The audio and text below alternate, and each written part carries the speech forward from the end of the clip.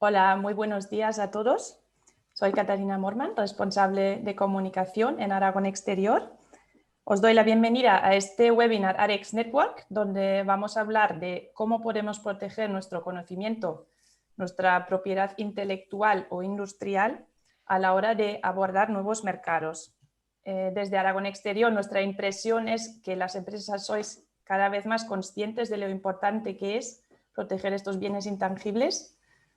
Bueno, sobre todo, obviamente, por el coste económico que puede suponer el que otra persona explote tu imagen, tus ideas y las aproveche sin que las hayas protegido, y también por las dificultades que hay siempre de defender tus intereses, tus derechos en otro mercado, en otro país donde no conozcas el idioma, el sistema jurídico, y eso complica mucho las cosas.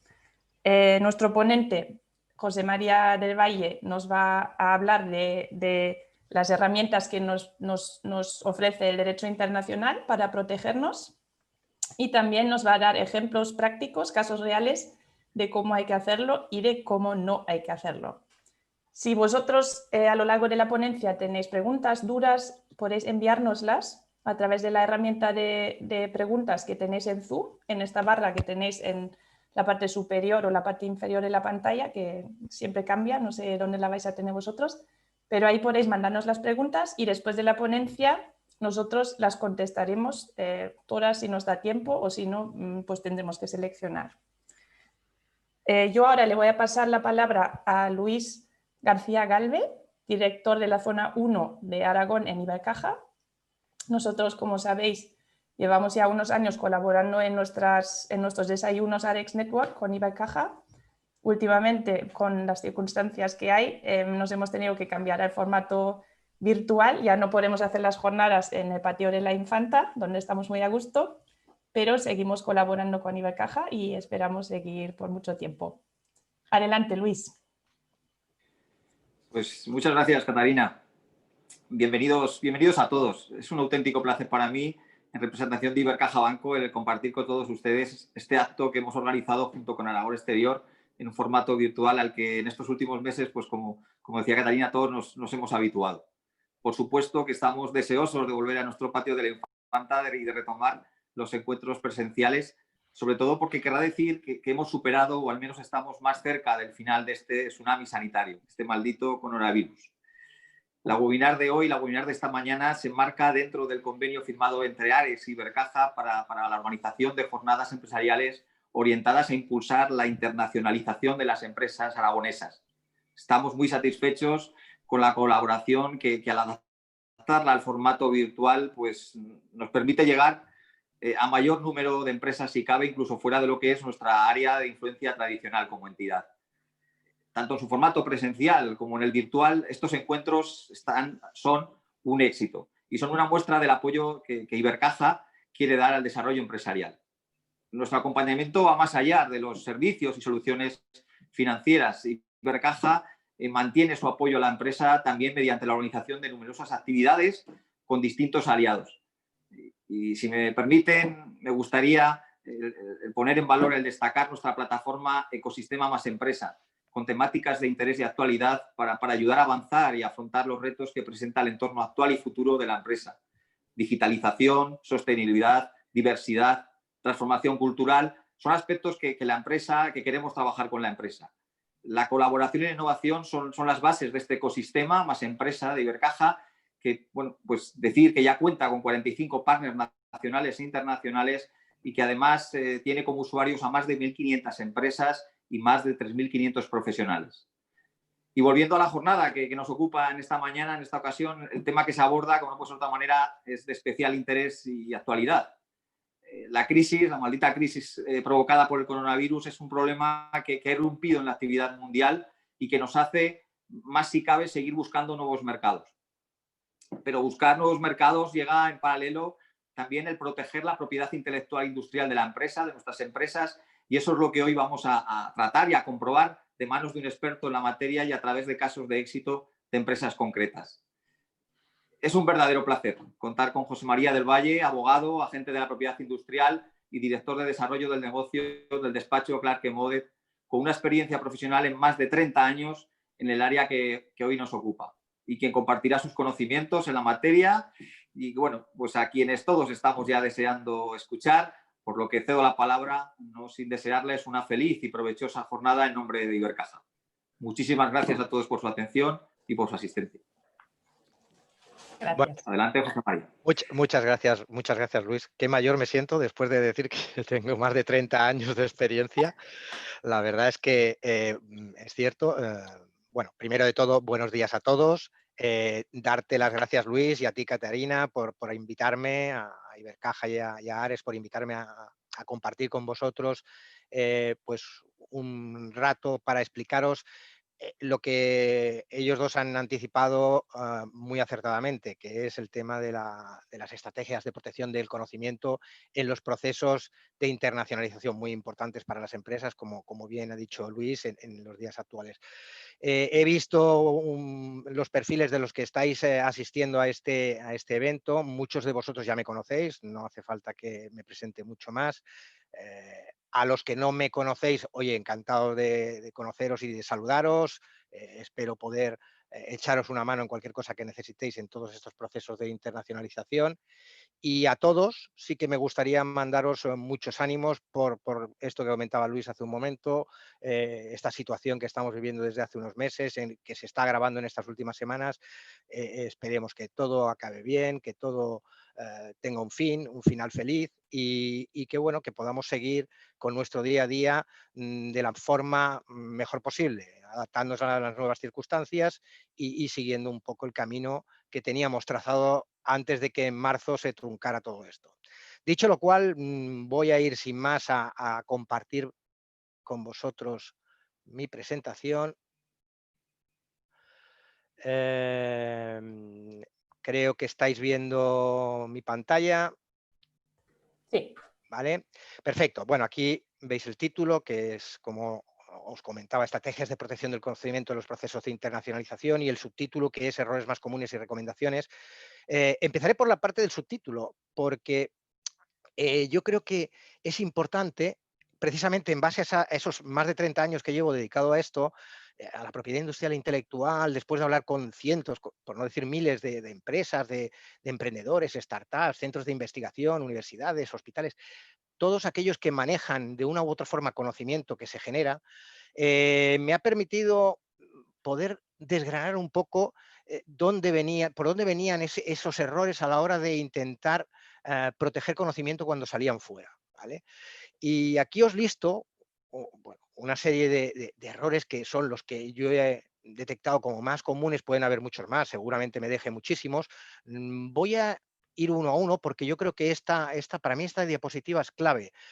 Sé que empezar una presentación con un mensaje, entre comillas, negativo, no puede ser demasiado bueno, pero yo creo que en este caso sí que lo es, porque nos va a servir para, en cada caso, en cada error que normalmente pues eso, las empresas cometían a la hora de salir fuera con su conocimiento, poder conseguir una recomendación o una moraleja, si le queréis llamar de otra forma, que nos sirva para aprender cómo tenemos que hacer las cosas cuando definamos una estrategia de internacionalización a la hora de proteger ese conocimiento.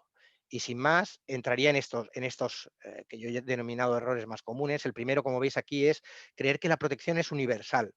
Este es muy típico, este me lo he encontrado muchísimas veces, porque os podría decir que multitud de clientes se han acercado a mí diciendo: quiero una marca mundial o quiero una patente mundial.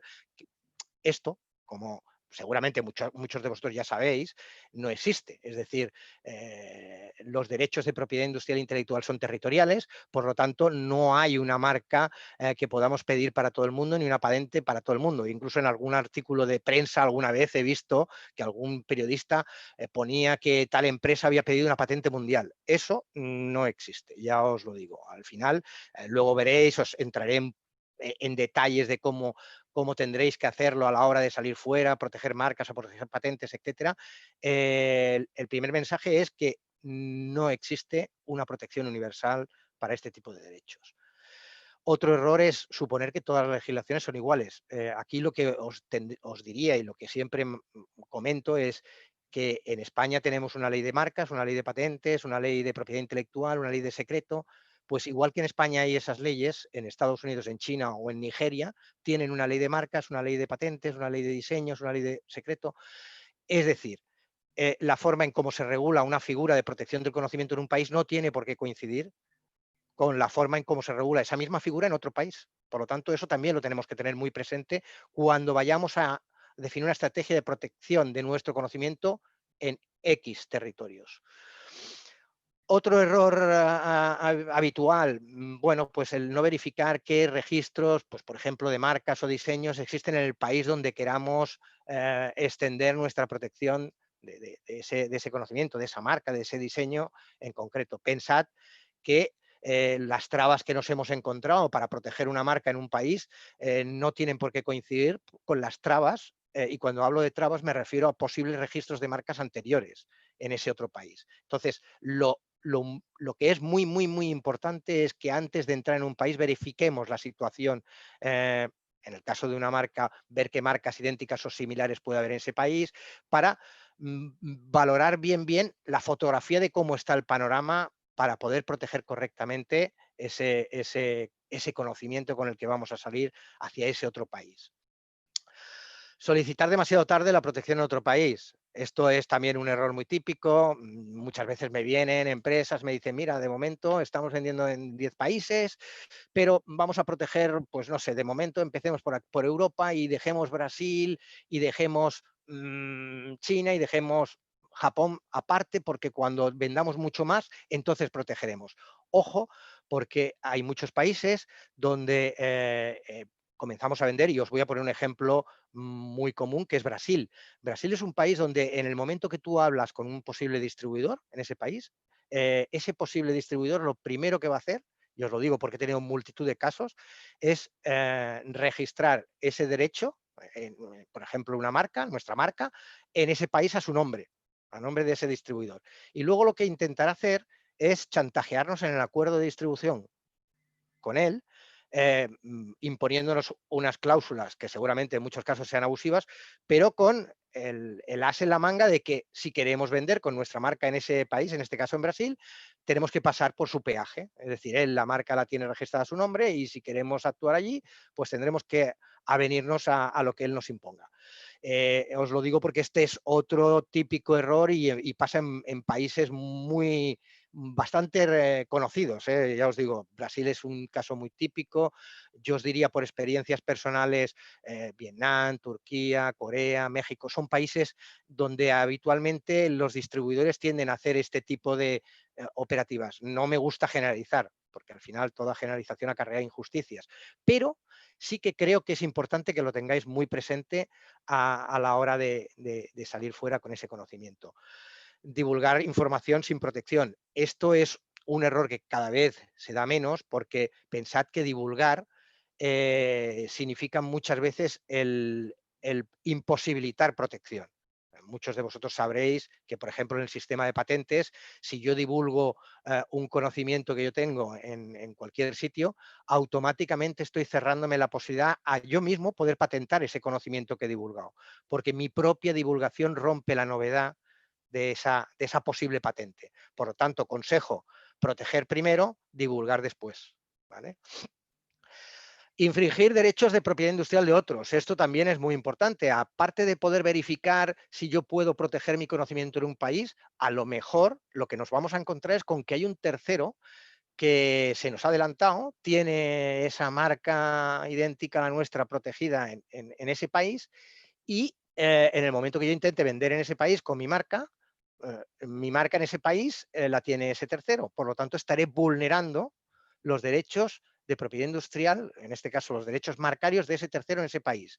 Vuelvo a un mensaje que os voy a lanzar mucho en toda mi presentación, que es la territorialidad de los derechos de propiedad industrial. Que yo tenga mi marca o mi patente o mi diseño protegido en España no me sirve para defenderme de una demanda por infracción de ese derecho en Brasil, en México o en Francia. ¿Vale? Entonces, muy importante es verificar que no infringamos derechos preexistentes de esos terceros en esos otros países. ¿Qué más? No dejar clara la titularidad del subcontratar. Esto tiene mucho que ver con temas evidentemente de contratación. Yo puedo encargar a un tercero que me desarrolle, por ejemplo, un software en un país, y en ese contrato que yo firme con el tercero, pues no haya ninguna cláusula en donde diga que yo, como le pago a ese tercero porque me desarrolle ese software, pues ese tercero automáticamente no va a reivindicar ningún tipo de titularidad sobre el mismo, sobre ese software, sobre ese código fuente, ¿vale? Entonces, es muy importante que en cualquier acuerdo que firméis sobre algún conocimiento que sea vuestro o que vosotros encarguéis que os desarrolle un tercero, pongáis una cláusula donde diga que cualquier protección sobre ese desarrollo que estáis encargando es titularidad vuestra. Los derechos de propiedad industrial e intelectual son vuestros. Ya os digo que este es un error que también suele ocurrir habitualmente. Otra cuestión importante, negociar licencias donde no hay protección. ¿Vale? Esto sería como un argumento a sensu contrario, es decir, yo me he encontrado a veces con algún cliente que me dice, me están diciendo tal multinacional que me licencia pues una tecnología suya en tal país, en México, por poner un ejemplo, ¿vale? Pues lo primero que tenéis que hacer, consejo personal mío, es si os están licenciando un conocimiento en un país para que vosotros podáis desarrollarlo en ese otro país, verifiquéis que efectivamente detrás de esa tecnología, de ese conocimiento que os están, entre comillas, licenciando, hay un derecho de propiedad industrial o intelectual. Porque ya os digo, me he encontrado con casos que me viene el cliente, me dice, me están planteando este acuerdo de licencia sobre esta tecnología, me meto a verificar y resulta que no hay patente o la patente la tienen en otros países y no en México. Entonces es absurdo que tengáis que pagar royalties por utilizar una tecnología que ya no está protegida en ese país, por las razones que sean. Primero porque se hayan pasado los plazos para protegerla o porque la tecnología, en este caso una posible patente, haya caducado, que caducan, ¿vale? Las patentes duran 20 años, a los 20 años se convierten en dominio público. Entonces, pagar royalties por algo que es de dominio público es absurdo, ¿vale? Entonces, esto también hay que tenerlo muy presente. Utilizar marcas o diseños inadecuados al mercado local. Esto se lo digo mucho cuando estoy acompañando a una empresa en un proceso, sobre todo de internacionalización de marca. Lo que les digo es, aparte de que verifiquemos que no hay registros idénticos o similares en los países donde quieren lanzar la protección de esa marca, les digo, hay que verificar en todos los idiomas oficiales de cada uno de esos países donde queréis lanzar la marca que esa marca que os gusta mucho a vosotros y que incluso a lo mejor aquí tiene unas connotaciones muy atractivas desde el punto de vista marketingiano, a lo mejor te vas no sé, a Rusia y en ruso aquella marca tiene algún tipo de significación peyorativa, que lo que va a provocar es que el producto tuyo en ese otro país te sea mucho más difícil venderlo, pues precisamente porque esa marca que a ti te parecía muy atractiva, pues allá tiene algún tipo de significación que no va a encajar en el mercado local, ¿no? ¿Vale? Esto también es muy, muy importante. Y por último, como digamos un error más que se puede cometer a la hora de definir una estrategia de internacionalización es el carecer de contratos que regulen relaciones. Yo siempre digo, los contratos pueden ser escritos o pueden ser verbales. Los contratos verbales tienen la problemática que os podéis imaginar, que al final si hay un enfrentamiento entre ambas partes va a ser tu palabra contra la mía. Lo mejor es regular cualquier tipo de relación con un tercero, ya sea un contrato de distribución, un contrato del tipo que sea, por escrito. Porque por escrito ahí va a quedar constancia y cuanto más público sea el contrato, es decir, si se puede elevar a notario de alguna forma y tal, pues más cerrado vais a tener ese contrato y más difícil va a ser que la otra parte discuta algún contenido de lo que se ha firmado allí, ¿vale? Dicho lo cual, yo creo que aquí me he querido detener un pelín más, porque para mí, como os digo, estos mensajes que os he lanzado, partiendo de la premisa de error-recomendación, es lo más importante de todo lo que os voy a contar. Lo que a partir de ahora os voy a contar, pues tiene más que ver con otro tipo de cuestiones más específicas, ¿vale? A la hora de definir una estrategia de protección del conocimiento en un proceso de internacionalización, yo con un cliente siempre le digo, y mi consejo es que se haga 3 preguntas, ¿vale? Y esas respuestas son la clave para poder definir una perfecta estrategia de protección de ese conocimiento. La primera, ¿qué tengo que proteger? ¿Vale? Y a partir de ahí yo tengo un resultado del proyecto X dentro de mi empresa y lo que tengo que plantearme es, a la vista de ese resultado que yo he tenido, dentro de ese resultado, ¿qué es lo que me da una ventaja competitiva? Es decir, ¿qué es lo que me diferencia de lo que ya existe en el mercado, de lo que ya existe en el estado del arte, de lo que hacen los competidores, etcétera? Cuando eso lo tenga yo muy claro, ¿vale? Esa primera pregunta la tenga bien contestada, ya sepa dónde está mi diferenciación, paso a la segunda pregunta. ¿Cómo protejo esa ventaja competitiva de ese resultado de ese proyecto? ¿Vale? Y esto puede parecer seguramente muy obvio y diréis, hombre, pues será patente o será marca o será... Efectivamente, muchas veces es bastante sencillo el decir, pues mira, esa ventaja competitiva de tu proyecto se puede proteger por la vía de una patente o por la vía de un diseño industrial o por la vía de secreto empresarial. Pero a veces las herramientas de protección del conocimiento pueden solaparse e incluso pueden ser alternativas. Y me explico. Yo, por ejemplo, puedo tener un resultado de un proyecto que me otorgue una ventaja competitiva porque haga que un producto mejore hasta cierto punto la eficacia o la productividad de no sé qué, no sé cuántos, ¿vale? Eso que por definición podría ser una patente, a lo mejor en ciertas condiciones y dependiendo de la estrategia que yo tenga, lo puedo proteger en lugar de como patente como secreto empresarial.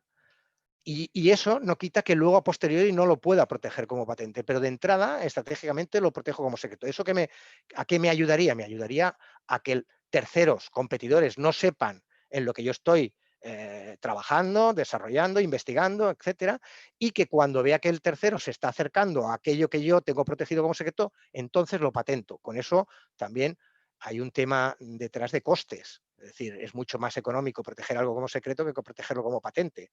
¿Vale?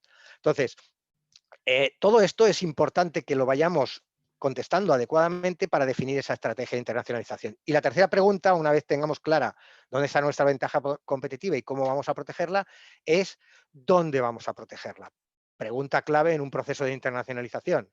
Como os he dicho antes, y vuelvo a insistir ahora, la clave en los derechos de propiedad industrial particularmente son que son territoriales, es decir, que al final yo tengo que ir a proteger país a país. Habrá excepciones, tratados, que ahora os explicaré, habrá mecanismos donde podamos juntar países, habrá lo que queráis, pero al final quedaros un poco con el mensaje de que como son territoriales, la protección que yo tenga de un derecho en un país no me va a servir en otro, sino que para yo tener protección en ese otro país tengo que pasar por lo que me diga la legislación de ese país y por el registro de patentes, marcas o diseños de ese otro país.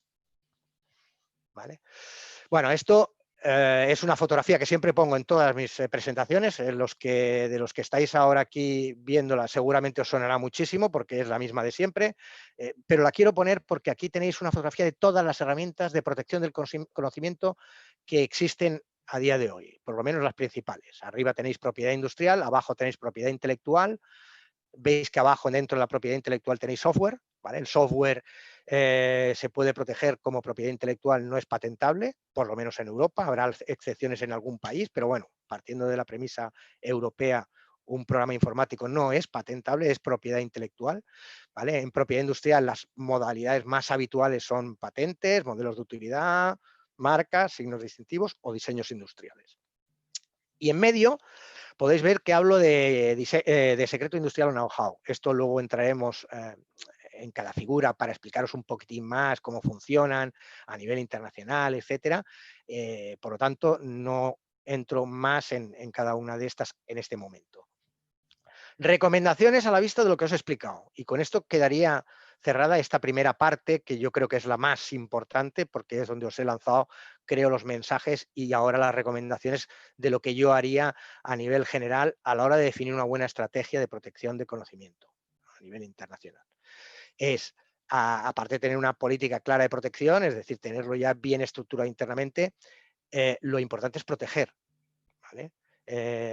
Lo que no se proteja como marca, como patente, como diseño, puede ser copiado libremente. Aquí no os lo he puesto en esta diapositiva, pero lo matizo. Es decir, como os he dicho anteriormente, si yo tengo mi marca protegida en España y empiezo a vender en Brasil con mi marca sin haberla protegido allí, puede venir un tercero protegerla a él, a su nombre, el caso que os comentaba más típico es el del distribuidor, y protegiéndola, ese tercero, a su nombre, esa marca, puede incluso conseguir que yo cese del uso de mi marca en Brasil, que le tenga que indemnizar por el uso que yo haya hecho de mi marca en Brasil, y digo de mi marca, pero que no es mi marca en Brasil, que la marca es de esa otra tercera persona. Entonces, importante el tema de la protección, sobre todo donde tengáis mercados donde estéis explotando, o incluso os diría más, donde tengáis intención de explotar de una forma más o menos amplia en un plazo más o menos corto. ¿Vale? Entonces, esto es, primera recomendación clarísima, es protección, tener una adecuada política de protección de cada uno de vuestros activos, de vuestro conocimiento. Seleccionar lo que se protege. A veces no todo se puede proteger o a lo mejor no interesa protegerlo. Tengo muchas veces a algún cliente que me dice, mira, yo vendo en 75 países, ¿vale? Con mi marca, por poneros un ejemplo. Y pues hay países de esos 75 donde vendo 3.000 euros en bolígrafos, que es el producto que yo comercializo con mi marca.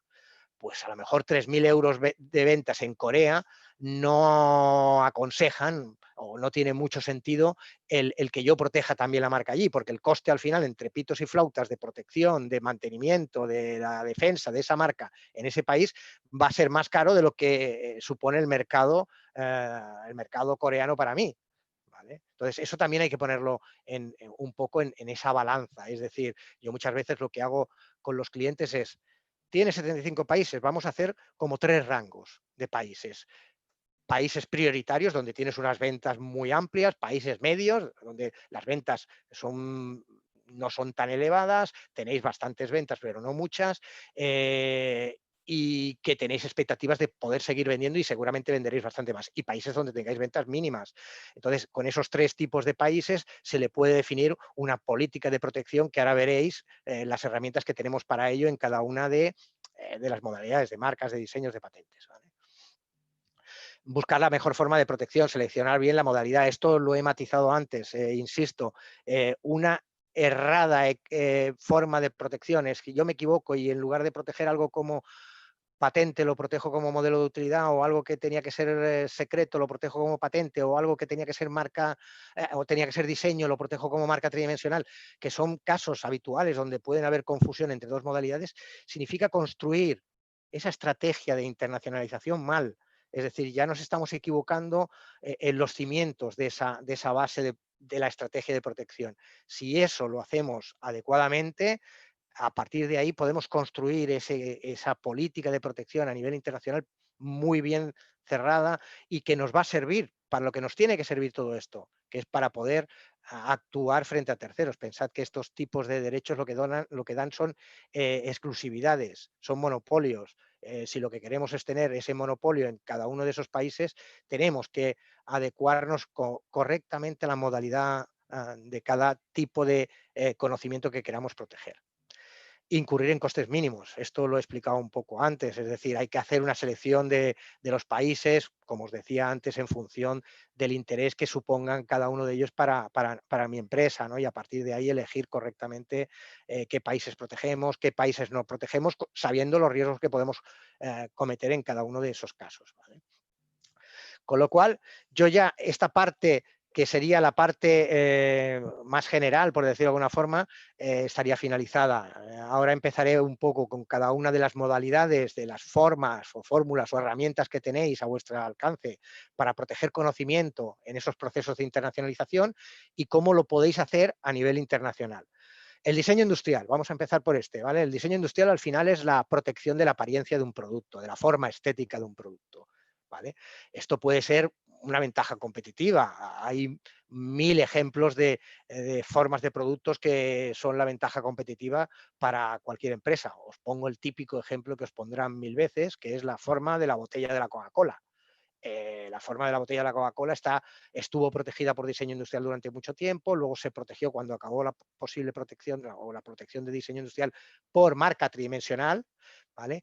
Y evidentemente está protegida en muchos países porque al final para Coca-Cola esa forma específica, estética de esa botella es la que le da esa ventaja competitiva, porque el consumidor reconoce esa botella como proveniente de Coca-Cola, con lo cual, pues eso, la forma estética de la presentación de un producto puede ser un conocimiento muy valioso para una empresa. Aquí podemos entrar en muchos sectores, sectores como automoción, sectores como luminarias, muchísimos sectores donde el diseño es muy, muy importante, ¿vale? A nivel de estrategia internacional, ¿qué sistemas tenéis a vuestro alcance? Tenéis 3 vías en temas de diseño y que esto veréis que luego se va replicando en marcas y también en patentes de una forma muy parecida, ¿no? En diseño tenéis la vía nacional, ¿vale? Por ejemplo, en España tenéis esta ley que apunto ahí, la 2003, ¿vale? Que es la ley que regula el diseño industrial en España. Pero como esta, hay leyes nacionales en todos los países del mundo. Es decir, si a mí, imaginaos que en mi estrategia de internacionalización solo quiero proteger mi diseño en Japón, pues lo que yo haría, os recomendaría es que cogieseis y pidieseis un diseño nacional japonés de vuestro diseño que tengáis previamente protegido aquí. Y ya está. Y con eso tenéis suficiente para tener una protección adecuada al mercado que tenéis, ¿vale? Luego tenemos otras herramientas más de ámbito más internacional, como es el arreglo de la Haya, del Registro Internacional de Diseños, que actualmente cubre 60 y pico países, unos 65 si no me equivoco, 65, quizá alguno más ya, porque estos se van adhiriendo países cada 2 por 3. Hay países importantes dentro de este arreglo internacional de diseños industriales, como pueden ser pues, desde los europeos, pasando por Japón, China, Estados Unidos, México, Canadá. ¿Vale? Son países que se han ido adhiriendo al... Bueno, China he dicho, no, China no, perdón, China todavía no está, que yo recuerde, no se ha adherido todavía, pero bueno, los demás sí.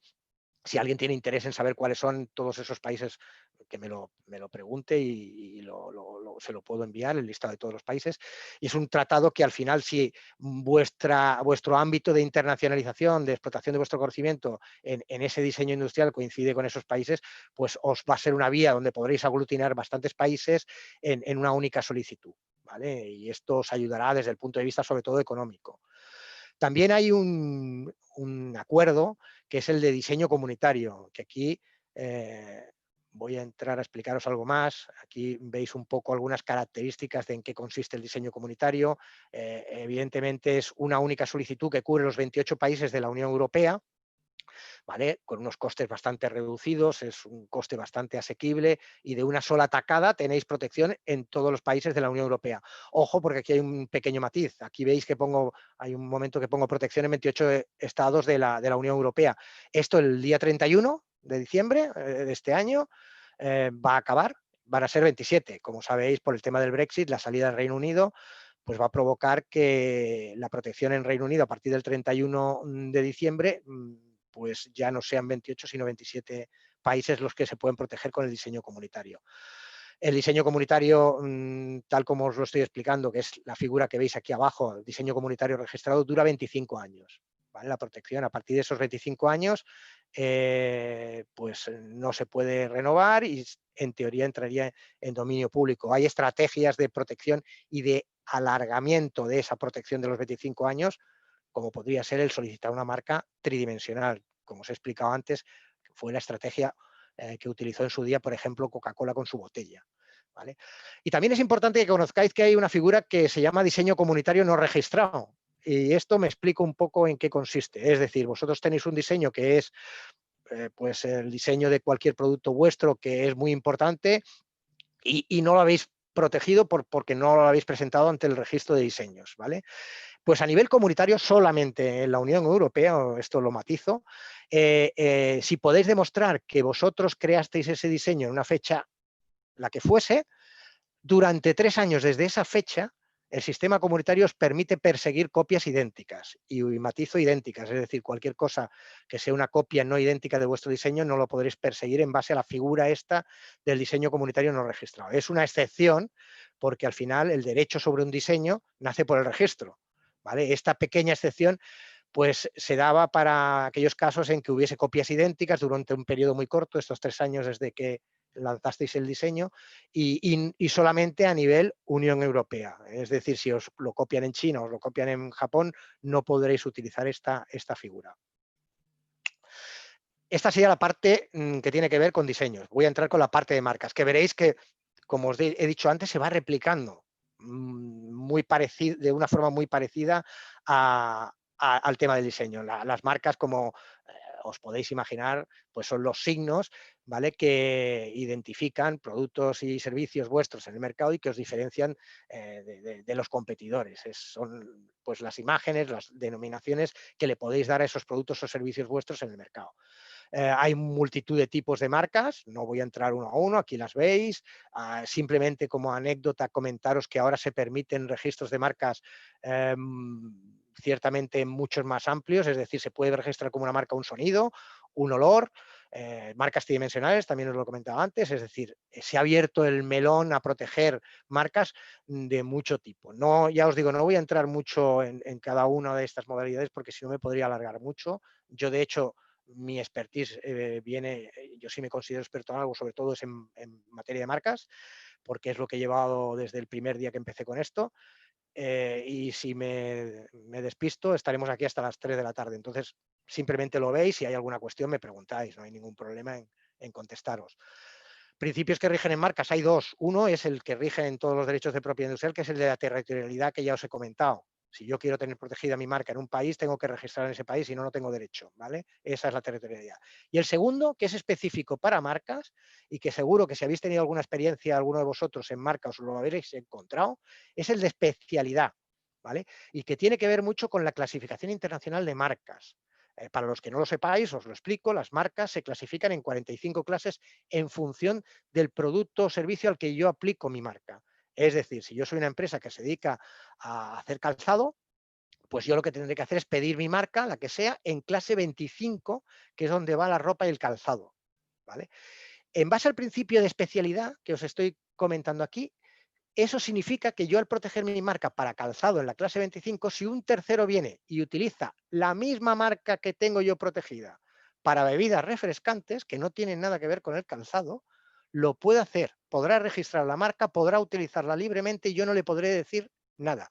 ¿Por qué? Porque los productos que yo vendo con mi marca no tienen nada que ver con los productos que vende él con la misma marca que yo. Y esto podéis decir, oh, pues eso es una putada, porque, joder, yo he invertido mucho dinero y ahora no me interesa que haya un tercero que, aunque sean productos que no sean competitivos con los míos, pues que utilice mi marca, porque mi marca la inventé yo, que esto es lo que me decís muchos de vosotros muchas veces cuando me siento.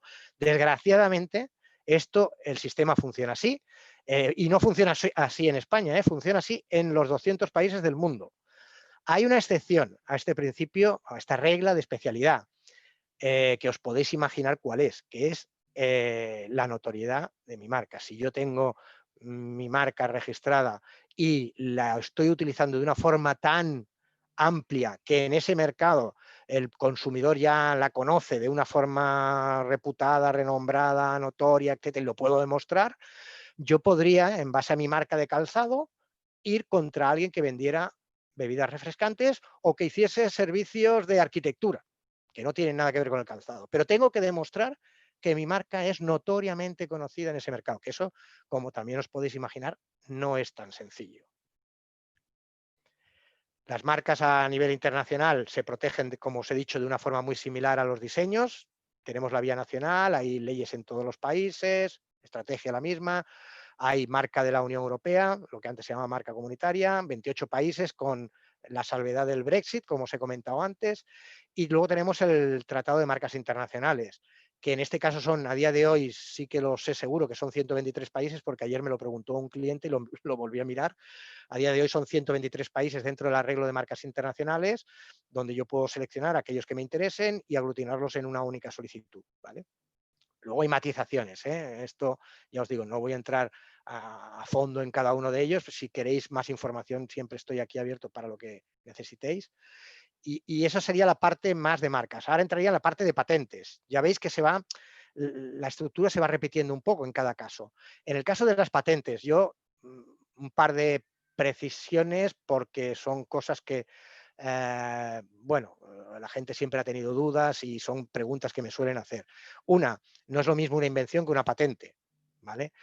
Una invención es una solución a un problema técnico, ¿vale? Eso puede ser muchas cosas. Una patente es una invención, es decir, una solución a un problema técnico, pero que cumpla unos requisitos, que ahora os diré cuáles son, ¿vale? Si no cumple esos requisitos, no es patente y por lo tanto no todas las invenciones son patentables, ¿vale? Ahora matizaré esto. Y una segunda idea que os quería lanzar, porque esto también es una cuestión que me he encontrado muy habitualmente, cuando me he sentado con muchos de vosotros y me venís y me decís, tengo una idea y tal, y quiero patentarla. Pues la respuesta es que las ideas no se patentan, ¿vale? Las patentes son documentos legales, documentos escritos, pueden incluir dibujos, ¿vale? Con lo cual, para poder patentar algo necesitamos una realización técnica escrita de esa idea. Es decir, la idea en genérico no es patentable, lo que es patentable es la posible plasmación de esa idea o esa realización de esa idea.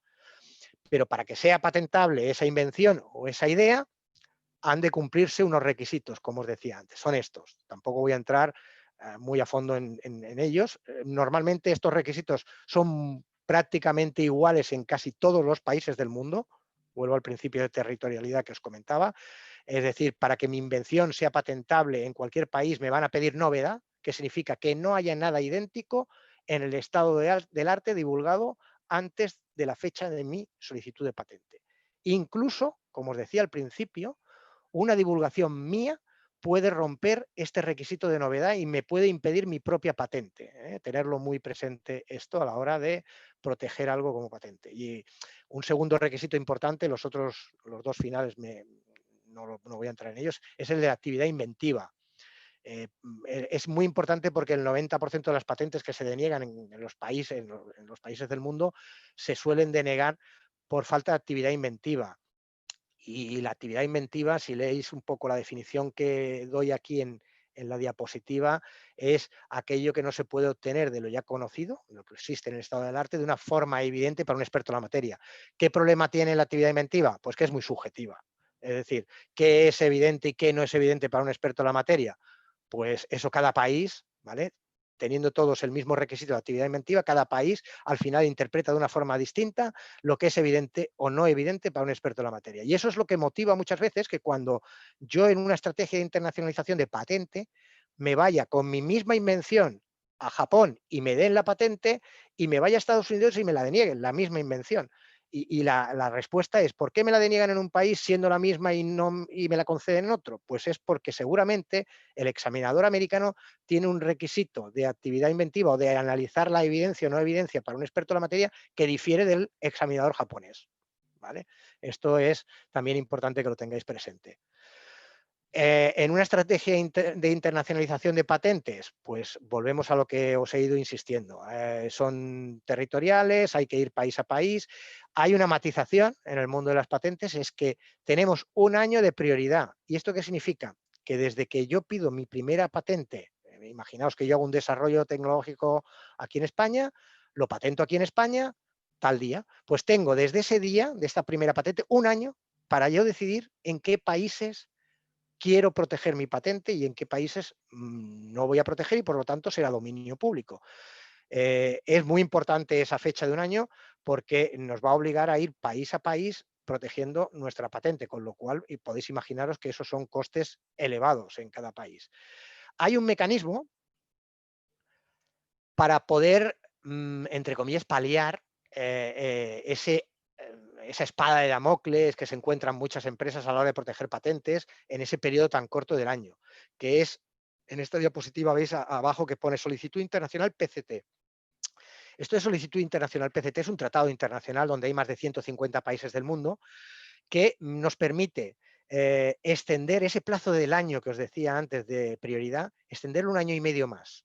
Es decir, conseguir hasta 2 años y medio desde mi primera patente en mi país de origen, por el cual yo puedo retrasar la decisión de a qué países quiero ir a proteger mi patente hasta esos 2 años y medio más para poder definir comercialmente cuáles son los mercados donde creo yo que puede tener más interés proteger esa tecnología vía patente, y ganándose año y medio más, esos 2 años y medio en total, pues me permite incluso en esa estrategia de internacionalización a lo mejor negociar licencias con terceros en cada país, donde yo otorgue pues licencias para explotar mi patente en esos países a esos terceros, ¿vale? Entonces, con un coste mínimo de solicitud de PCT, este tratado internacional que os digo, antes de que se cumpla el año, gano ese año y medio más, me permite desarrollar mi estrategia de protección de patentes a nivel internacional de una forma más sencilla. Eso sí, cuando lleguen esos 2 años y medio, tengo que decidir a qué países voy. Y ahí tendré que elegir país a país los países que me interesen dentro de lo que es, pues eso, el mercado mundial, ¿no? El mercado que me pueda interesar a mí. Bueno, esto, lo obvio, esto como os pasará en la presentación, aquí tenéis una serie de ventajas de empezar la estrategia de patentes con patente española, patente europea o PCT, ventajas e inconvenientes. No voy a entrar en cada uno de ellos, lo analizáis y si tenéis dudas, pues lo que os he dicho, me podéis consultar cuando queráis. Pues si no, esto también es bastante amplio. Voy acabando, digo porque quería acabar antes de las 11, son casi -10, estoy viendo en el reloj, no me quiero pasar. Hay otra vía de protección del conocimiento que es la propiedad intelectual, ¿vale? La propiedad intelectual es muy importante porque sobre todo hace referencia al tema del software. Como os he dicho, en Europa el software, que son desarrollos muy habituales en cualquier entorno, el software no es patentable, por lo tanto, la vía de protección del software es la propiedad intelectual. Llamarle propiedad intelectual, llamarle derechos de autor, copyright, siempre estamos hablando de lo mismo, ¿vale? ¿Vale? La propiedad intelectual es una creación original, humana, se requiere una intervención humana, la duración de un derecho de propiedad intelectual es toda la vida del autor más 70 años después de su fallecimiento. Hablo del software, pero pensad que propiedad intelectual puede ser una canción, puede ser una película, ¿vale? Puede ser un libro, puede ser bastante más cosas. Me centro en el software porque al final es un resultado, como os digo, muy habitual en el mundo actual, ¿no? Dentro de la propiedad intelectual, yo lo que sí que querría comentaros es que hay una diferencia bastante importante respecto a lo que os he explicado hasta ahora de propiedad industrial, que eran las patentes, los diseños y las marcas. Si bien en estas figuras de propiedad industrial, patentes, marcas, diseños, el derecho nace por el registro, como os decía antes, los derechos de propiedad intelectual, el derecho nace por la creación del mismo. Y me explico. No hace falta registrar nada. La ley no te obliga a registrar nada para tener el derecho de propiedad intelectual. Yo un software es mío por haberlo creado. Lo importante, como veis en esta diapositiva, es dejar algún tipo de rastro, de crear algún medio de prueba que pueda acreditar que aquel software lo creé yo en una época, en un momento concreto, ¿vale? Porque si no, luego al final será otra vez lo que os decía, mi palabra contra la de un tercero. Pues si hace falta llevar el código fuente del software a un notario o hace falta redactar un contrato con un tercero, el que nos ha desarrollado el software, donde en el anexo se incluya el código fuente, etcétera, etcétera, mejor dejar ese tipo de rastros. Esta es una recomendación que os hago, porque si no, luego tendréis la problemática de poder demostrar que el software es vuestro.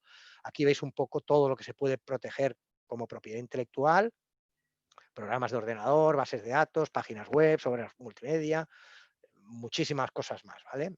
Me centraría quizá en lo que tiene que ver con nuevas tecnologías, ¿vale? Que es lo más relevante para muchos de vosotros. Aquí un poco la diferencia entre patentes y derechos de autor. Esto no voy a entrar muy a fondo porque tampoco tiene mucho sentido.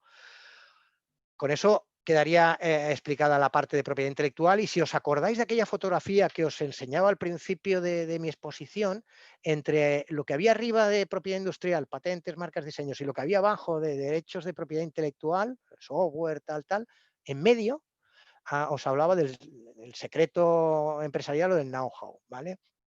Yo creo que es una figura bastante poco utilizada, es una figura que lleva existiendo en nuestro sistema legal desde hace muchos años, pero ha sido muy poco utilizada. Y yo creo que la clave ha estado en porque no ha estado regulada de forma específica con una ley concreta.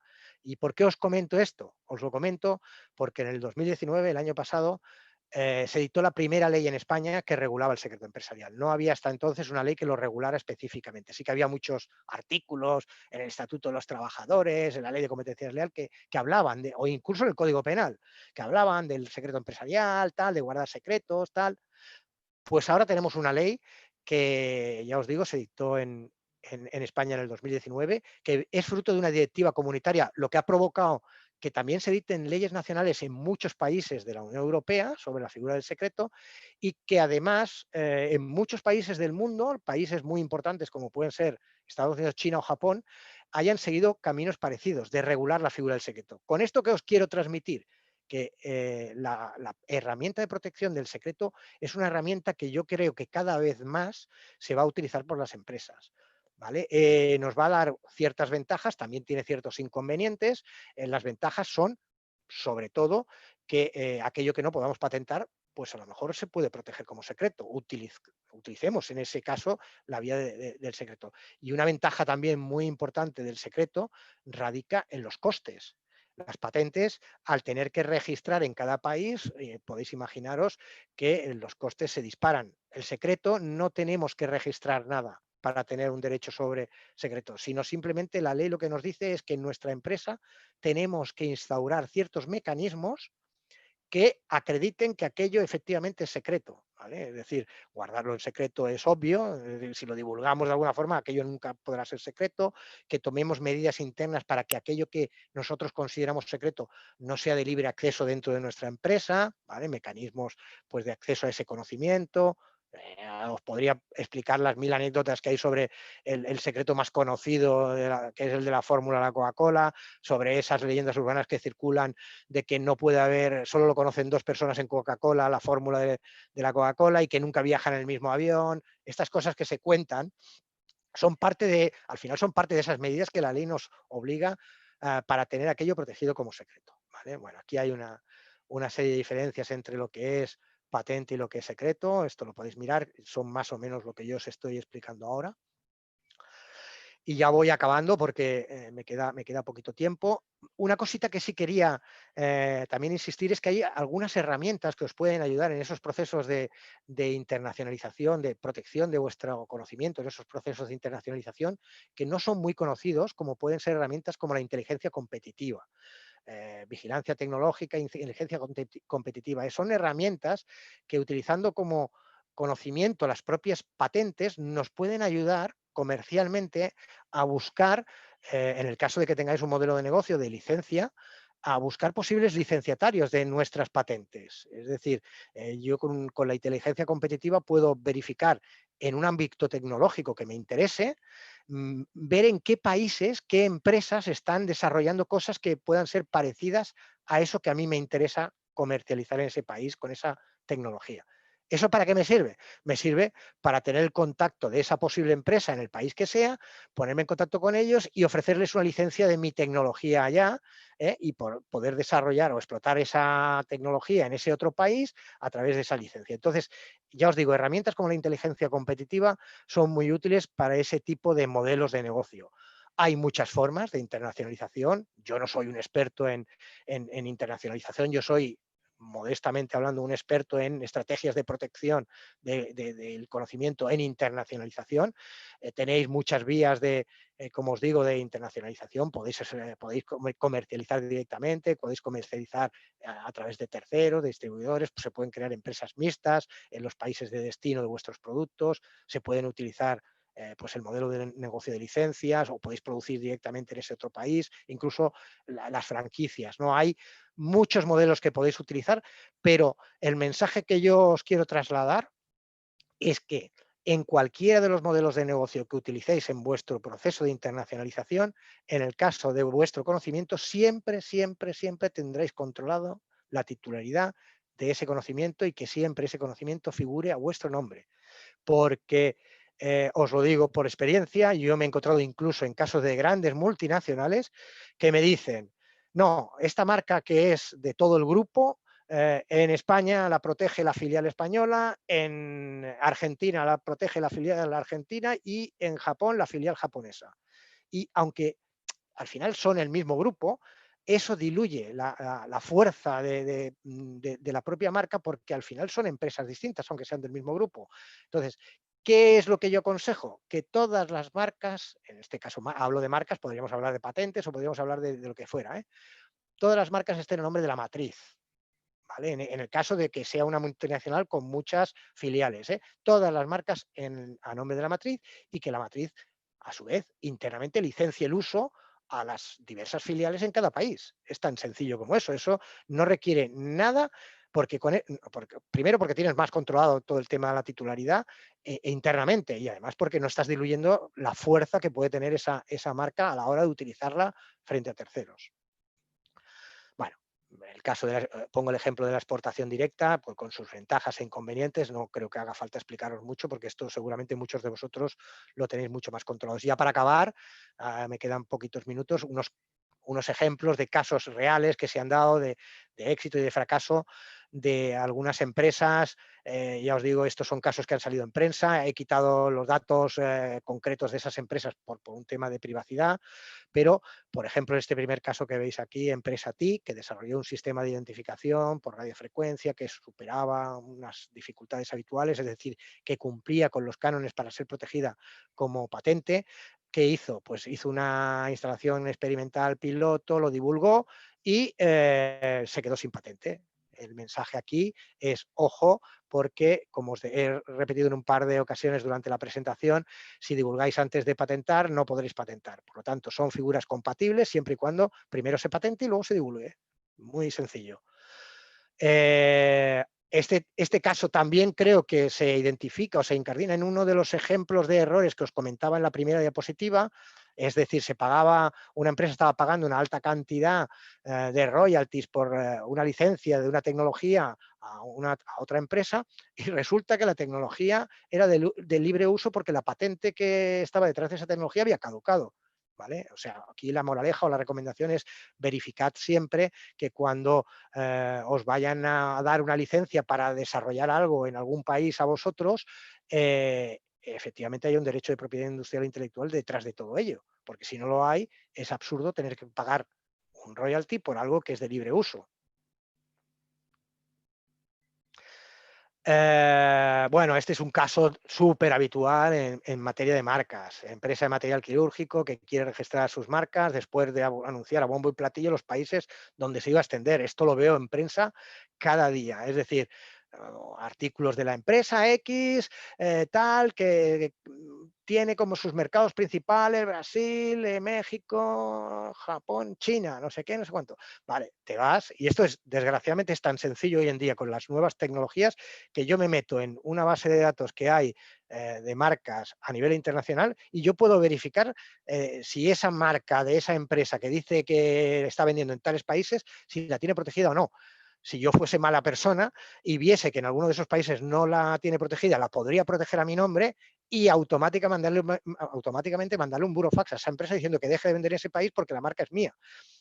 No es lo que yo voy a hacer, porque no es para lo que yo trabajo para lo contrario, para defender los derechos de propiedad industrial, no para intentar usurparlos, pero sí que hay gente con muy mala baba por el mundo, desgraciadamente, y yo los veo, y pues por eso os digo que andaros con mucho cuidado a la hora de anunciar lo que estáis haciendo de una forma muy pública, porque luego todo esto trasciende, ¿vale? Y un último caso, en este caso sí que fue un caso claramente de éxito, porque era una farmacéutica croata, en este caso, era una empresa croata que patentó un producto, era una empresa muy pequeñita, patentó un producto, como era pequeñita no podía, digamos, explotarla directamente, no tenía medios humanos ni materiales para explotarla ella directamente, y montó un modelo de negocio a nivel internacional de licencias. Empezó a otorgar contratos de licencia a empresas terceras en otros países, le iban pagando con royalties, los royalties al final financiaban ese modelo de negocio de la empresa, esos royalties los invertía o los reinvertía en más I+D, esa I+D generó más patentes que a su vez fueron licenciando a terceros, e incluso ha llegado a crecer lo suficiente como para poder incluso en algún caso comercializar y producir directamente y vender directamente ellos sin tener que pasar por licencias a terceros. Este sería el típico caso, ya os digo, de éxito en un modelo de negocio de internacionalización en la protección del conocimiento. Sin más, me siento un poco extraño, son las 11 clavadas, o sea que yo creo que me he ajustado al horario previsto. Se me hace un poco raro porque normalmente cuando hago una presentación, como me van preguntando sobre la marcha, el haberos soltado el rollo de un tirón parece un poco bestia, pero daros las gracias por vuestra paciencia, espero que no haya sido muy pesado. He intentado resumir un poco todo lo que yo creo que os conviene saber dentro de estas cuestiones y ahora estoy a vuestra disposición para cualquier pregunta que creo que Catarina debe haber ido rescatando. De momento voy a sacar la presentación. Sí, muchas gracias, José María. Gracias a vosotros. Ahora, como acaba de decir, es vuestro momento para plantearnos las dudas que tengáis. Nos mandáis las preguntas a través de la herramienta que os he indicado y las vamos a ir contestando. Yo tengo una pregunta, José María, que no se ha comentado en la presentación. Bueno, muchas gracias primero de todo, ¿no? Te lo he dicho. El coste de registrar una patente, por ejemplo, o una marca, independientemente de que hay que ir con especialistas que te asesoren, etcétera, pero lo que es el coste administrativo o las tasas que se cobren, por ejemplo, para una marca a nivel de un país o a un nivel regional, ¿puedes darnos una orientación más o menos? Mira, en marcas, para que quizá es lo más sencillo, una marca española tiene unas tasas que son muy baratas, que son 125 euros, si no me equivoco, te hablo de memoria, y una marca en la Unión Europea, donde puedes proteger, pues eso, 28 países, dentro de 2 meses solo 27, son 850 euros. También calculad que las tasas suben, aparte de por país, como os decía, por el tema de la territorialidad y tal, suben también por el número de clases que tú designes. Claro. Os he comentado antes el tema de las clases. Si yo pido una marca para zapatos, será una clase 25, pero si yo puedo pedirla para más clases, es decir, me interesa también proteger, pues no sé, mochilas, aparte de zapatos. Las mochilas van a la clase 18 y ya pido 2 clases.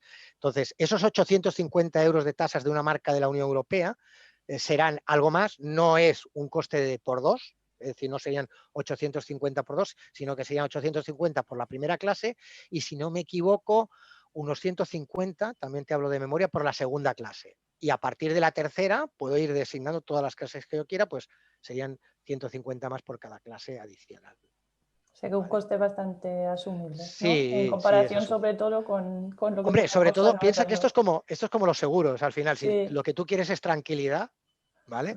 Al final, y una empresa lo que busca es vender sus productos con total tranquilidad, es decir, que pueda venderlos ellos, que no le digan nada por la venta de esos productos, con su marca, con sus patentes, tal, no infringir derechos de terceros e incluso si detecta que alguien le está copiando en ese país, poder perseguirlo. Para eso sirven los derechos de propiedad industrial, para esa, entre comillas, tranquilidad, ¿no? sí, sí, sí. Sí, a mí me recuerdo los seguros. Sí. ¿Tenemos aquí alguna pregunta? Una persona, Esther, pregunta si podrías recordarnos las vigencias de titularidad de los distintos productos, de patentes, marcas. Vale, sí, esto siempre me lo preguntan porque la verdad es que no lo pongo. Ha salido, me parece, de alguna de ellas por ahí, pero bueno, no tengo ningún inconveniente. Mira, esto normalmente y en casi todos los países es muy parecido, y lo remarco porque podría haber excepciones en algún país del mundo. Las marcas duran 10 años en casi todos los países del mundo, es decir, 10 años desde la fecha de solicitud, pero yo lo puedo renovar de 10 en 10 años tantas veces como quiera. Es decir, las marcas en principio podrían durar toda la vida. La marca Coca-Cola, por poneros un ejemplo, lleva registrada más de 100 años, ¿vale? Entonces, puedo ir renovando una marca de 10 años en 10 años tantas veces como quiera. Las patentes habitualmente duran 20 años desde la fecha de solicitud y ahí sí que no hay posibilidad de renovación. Cuando pasan 20 años, la patente caduca y se convierte en dominio público. Es decir, aquel medicamento, imaginaos, que estaba patentado, cuando pasan 20 años se convierte en lo que conoceréis, os sonará como un genérico. Un genérico es un medicamento que ha tenido una protección de patente y que se le ha acabado esa protección de patente y que ahora cualquiera puede desarrollar precisamente porque no hay patente, porque ha caducado, ¿vale? Eso son las patentes. Y los diseños, que esto sí que varía bastante más país a país, pero en Europa, por centrarnos en lo más cercano, España y Unión Europea, los diseños duran 25 años. A los 25 años también caducan, se convierten en dominio público, a no ser, en el caso de los diseños, que busques alguna estrategia, que no es ilegal, que se puede hacer, de alargar la protección con marcas tridimensionales. Eso se puede valorar en su momento, ¿vale? Pero duran 25 años. Otra Eso pregunta. con las figuras más habituales. Sí.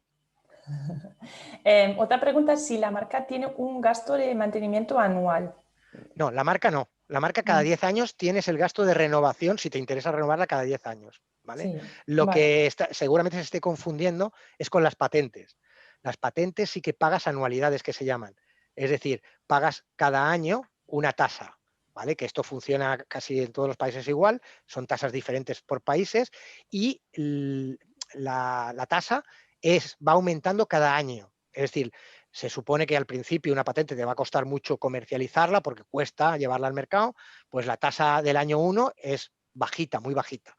¿Vale? En España, por poneros un ejemplo, no sé si son 30 o 40 euros, ¿vale? De tasa el primer año. Pero cada año va subiendo. O sea, cada año tú al Estado le vas pagando una tasa mayor porque se supone que estás ya explotando aquella patente y que estás ganando dinero con aquella patente que el Estado te ha dado el monopolio. Entonces, cada año le vas pagando un poco más. Y el año 19, que es la última anualidad que tú pagas de patentes, pues en España, ahora te hablo de memoria, no me acuerdo exactamente, porque a lo mejor tampoco es un dineral, ¿eh? A lo mejor son 500 euros de tasa anual el último año de vida de la patente. Vale. Siguiente pregunta. Alberto nos pregunta si una empresa comienza registrando una patente a nivel nacional y luego, unos 5 años después, por ejemplo, quiere lanzarse al mercado internacional, ¿qué le recomendarías? Pues que se lamente de no haber protegido la patente a nivel internacional antes, porque no lo podrá hacer entonces. Es decir, como se explicaba antes, si tú presentas una patente a nivel nacional hoy, tienes un año para poder extender la protección de la patente fuera. Ese año se puede alargar con un tratado PCT que os comentaba antes, un año y medio más. Es decir, tienes hasta 2 años y medio para tomar la decisión de proteger tu patente en los países que te interese. A partir de esos 2 años y medio, si tú te has quedado solamente con una patente en tu país, en este caso en España, significa que fuera de España es dominio público. Es decir, que se puede comercializar por cualquiera sin infringir ningún derecho tu propia tecnología.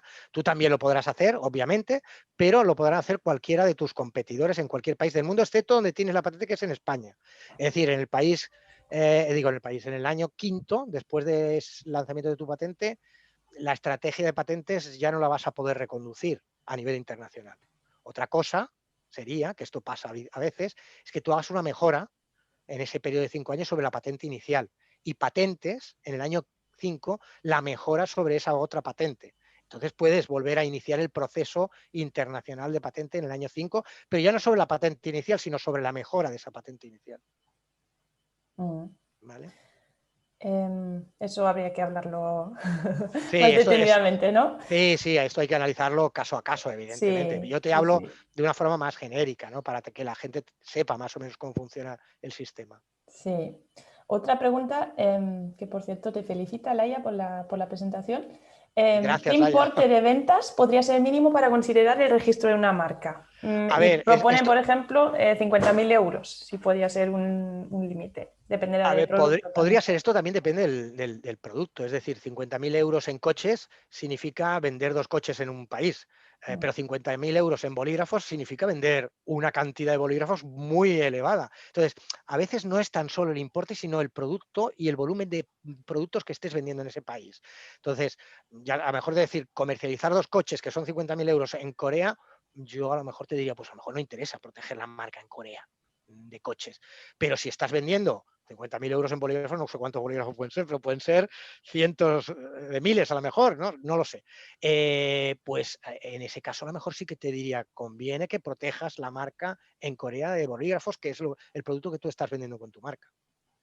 Es decir, al final esto es ponerlo todo en un equilibrio. Es decir, ¿me compensa de alguna forma por el volumen de ventas y volumen de productos que yo vendo? Pues me compensa. También ver, porque no cuesta lo mismo proteger una marca o una patente en un país que en otros. Hay países donde, por ejemplo, históricamente son muy caros a la hora de proteger marcas, por ponerte un ejemplo. Los países árabes, Arabia Saudí, Omán, Yemen, Emiratos Árabes, todos estos países son los más caros del mundo a la hora de proteger. Si tú me dices, estoy vendiendo 50.000 euros en Arabia y estoy vendiendo 50.000 euros en México, te diría, pues que en México yo protegería y en Arabia me lo pensaría, por los costes también que va a tener de protección en cada uno de esos países. Vale. ¿Vale? Esto es buscar el equilibrio, ¿eh? En cada caso. Sí. Y la misma persona pregunta si tenemos un código o un algoritmo informático a proteger, que por lo que entiendo no se puede proteger con una patente, ¿sería mejor optar por el secreto empresarial más que la vía de la propiedad intelectual? Entiendo que como en ambos casos no se exige el registro, sería mejor optar por la vía más conservadora, ¿no? A ver, un algoritmo, un código fuente se puede proteger por propiedad intelectual y por secreto. Incluso pueden ser complementarias ambos casos. Lo que hay que buscar es reunir los requisitos de cada figura. Es decir, si lo protegemos el algoritmo por secreto, tenemos que cumplir con los requisitos del secreto, que no he entrado en cada uno de ellos, porque ya os digo, esto daría... De hecho, tengo una charla dentro de media hora que voy a hablar solamente del secreto empresarial, con lo cual imagínate. Es decir, los requisitos del secreto son sobre todo que sea secreto, que no esté divulgado. Sí. ¿Vale? La propiedad intelectual no tiene ese requisito. Tú puedes tener algo protegido como propiedad intelectual y de hecho se divulga, porque un libro, que es algo que se protege como propiedad intelectual, habitualmente, normalmente el libro se hace para que lo lean la gente, ¿no? Entonces, has de mirar qué es lo que mejor encaja, qué figura encaja mejor en tu algoritmo concreto. Es decir, si el algoritmo no va a ser conocido por terceros, pues a lo mejor sí que la figura del secreto es la más idónea para proteger el algoritmo. Efectivamente. Vale. Y otra pregunta más de Isabel, que si iniciamos una disputa de propiedad en un mercado concreto, ¿se podría seguir comercializando ese producto o hay que parar de manera preventiva? Bueno, esto dependerá un poco de cada país, porque como sabéis, por ejemplo, en España hay lo que se llama medidas cautelares, es decir, cuando se inicia un proceso judicial de infracción, ya sea de nosotros contra un tercero, o de un tercero contra nosotros, el juez, de una forma, si se pide en esa demanda, se le puede pedir al juez que en un plazo muy, muy corto adopte una medida cautelar que es paralizar la venta del producto supuestamente infractor. Eso de las medidas cautelares que pasa en España, pasa en muchos países. Entonces, eso hay que tenerlo también presente en función de cada país, si lo tiene previsto la legislación de cada país. ¿Vale? Esto sí que hay que ir mirando en cada país cómo funciona. Vale, muchas gracias. Si tenéis más preguntas, es el momento de enviarlas, ¿vale? Yo tenía una pregunta. Me acuerdo que hace unos 2 años hicimos una jornada sobre la propiedad intelectual o su protección en China. Y bueno, China es un país, primero, donde muchas empresas tienen producción y segundo, que no tiene la mejor fama, ¿no? en esto de la protección. Y ahí los ponentes insistían en que se estaban poniendo las pilas, que estaban mejorando mucho el sistema de protección y que realmente era mucho más seguro estar ahí, pues tener ahí actividad que hace unos años. ¿Tú lo ves igual? Lo veo igual, estoy totalmente de acuerdo con esto y yo te lo digo porque lo he vivido el proceso de China pirata, copiadora, plagiadora, por todos lados, lo he vivido y te diría más, te voy a contar 2 cosas que creo que demuestran que China se ha puesto las pilas en los sistemas de protección de propiedad industrial e intelectual. Uno, que en los rankings de patentes es el país que sale como número 1. Es decir, las empresas chinas son las que más patentan en todo el mundo. Y os podéis imaginar, pues Huawei, Zhongtong, Xiaomi, todos estos están en los rankings de mayores solicitantes de patentes. Esto es un dato que yo creo que es bastante elocuente. Y un segundo dato es anecdótico y le pasó a un cliente que llevo yo, porque me lo contó él, para que veáis hasta qué punto se han puesto las pilas los chinos. Tenía una marca ese cliente registrada en la Unión Europea, ¿vale? Pues resultó que mandó productos con esa marca que tiene registrada, con la R de registrada en su packaging del producto, a China. Pues las autoridades chinas lo multaron con 2.000 euros por poner en el packaging la R de registrada cuando la marca no estaba registrada en China. Y es verdad que el cliente no había registrado la marca en China, es decir, se han vuelto más papistas que el Papa. Es decir, la legislación china te puede multar por poner una R de registrada en tus productos cuando no la tienes registrada en su país. Es decir, yo creo que son datos que apuntan muy mucho a que los chinos sigue habiendo mucho pirateo, también lo tengo que decir, sigue habiendo, es decir, tú hablas con un chino para que te empiece a desarrollar unos patrones de unos diseños y no sé qué, y automáticamente lo sabe todo Kiski. Es decir, ves que el competidor también está haciendo el mismo patrón que tú habías encargado a ese chino que te desarrollara a ti en exclusiva. Sigue habiendo casos de ese tipo porque los veo, pero yo creo que ha mejorado, vamos, sustancialmente el tema de la concienciación interna y el gobierno chino yo creo que ha hecho también mucha fuerza para que eso fuese así. Pues eso es una buena noticia Sí, para yo todas creo que las sí. empresas que estén presentes ahí. Sí, sí. ¿Y qué países son los que más problemas dan? Bueno, yo creo que ha habido un momento que lo he llegado a decir. En materia de marcas, yo los países donde me estoy dando cuenta de que el tema de distribuidor copia marca y me chantajea son en el top, para mí está Brasil. Por eso os he comentado el caso de Brasil, porque me lo he encontrado infinidad de veces con infinidad de clientes que me lo han dicho. Y es un drama, porque al final dices, luego busca estrategias para ver cómo puedes entrar en el país con otra marca que no es la tuya. Es un drama. Pero os diría que para mí en ese listado de países muy problemáticos estaría Brasil, México también lo pondría ahí, Turquía, Vietnam, Corea. Son países, Rusia también está pasando bastante.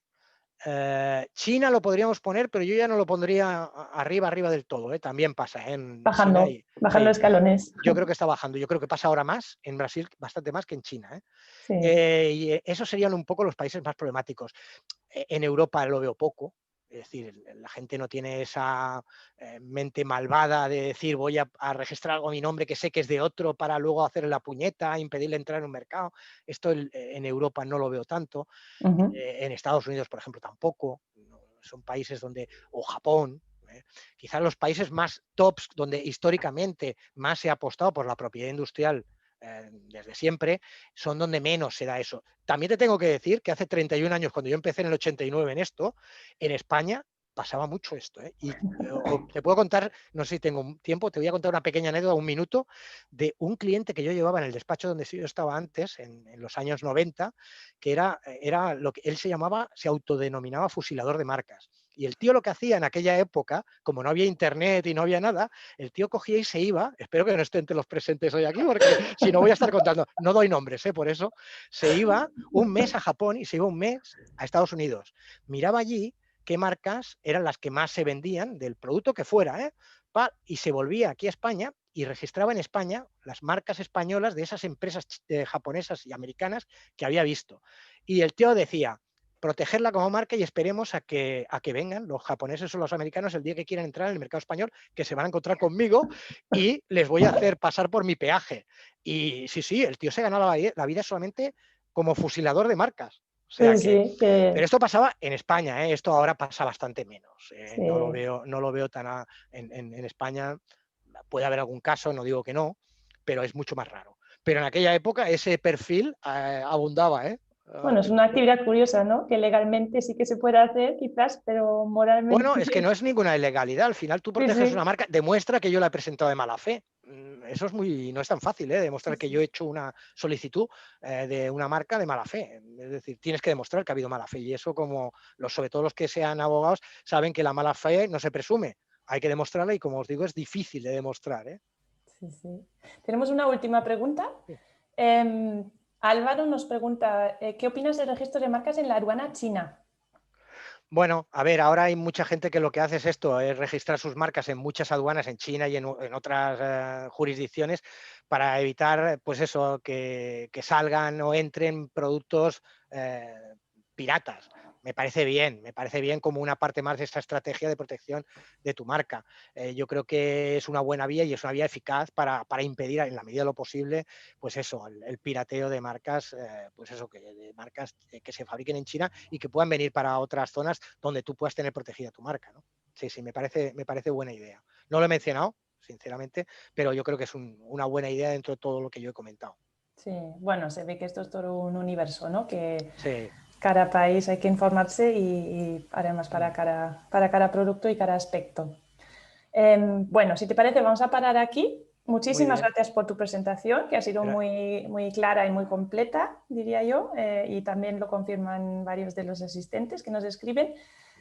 Si vosotros tenéis más dudas, obviamente podéis acudir a Aragón Exterior. Nuestros responsables sectoriales os pondrán en contacto con gente como José María, ¿no? O con él mismo, para que os puedan asesorar y ayudaros a proteger estos conocimientos que tanto valor tienen para vuestras empresas. Muchas gracias. Te dejamos respirar un momento antes de tu siguiente charla. Gracias a todos y un abrazo y muchos ánimos a todos. Sí, nosotros tenemos otro webinar el día 12 de noviembre sobre la tecnología blockchain y cómo nos puede ayudar en nuestra estrategia de internacionalización. Si queréis podéis inscribiros en nuestra página web. Ahí Bueno, estamos. muchas gracias. Bueno, Gracias es un a tema todos. diferente. Un saludo. Que vaya muy Hasta bien. luego. Hasta Gracias. luego.